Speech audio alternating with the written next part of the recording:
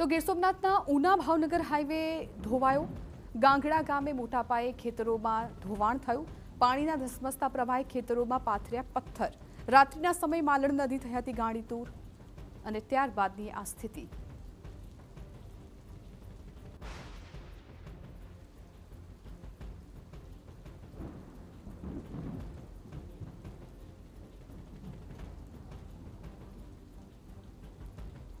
સોમનાથ જિલ્લામાં ધોધમાર વરસાદ છે તે ઉના શહેર અને ગ્રામ્ય વિસ્તારોમાં ખાબક્યો છે। 10 ઇંચ જેટલો વરસાદ છે તે 20 કલાકમાં ખાબક્યો છે। ગ્રામ્યમાં 15 ઇંચ જેટલો વરસાદ નોંધાયો છે।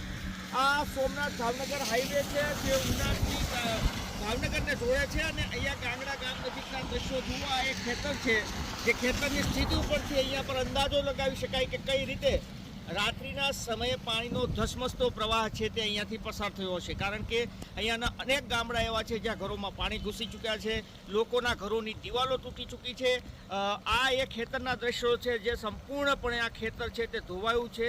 અહીંયાથી મોટો પાણીનો પ્રવાહ છે તે વહેતો હતો અને અહીંયા નજીકમાં જે ભગીરથ કરીને હોટેલ છે તે આખી હોટેલનો જે આગળનો હિસ્સો છે તે કમર સુધી પાણીથી ભરાયેલો જોવા મળી રહ્યો હતો। આ વિસ્તારના ગાંગડા હોય, સનાખડા હોય, ખત્રીવાડા હોય કે માણેકપુર ગામ હોય, અનેક ગામો એવા છે જ્યાં હજુ પણ પાણીનું સામ્રાજ્ય જોવા મળી રહ્યું છે। દિલીપ મોરી, TV9।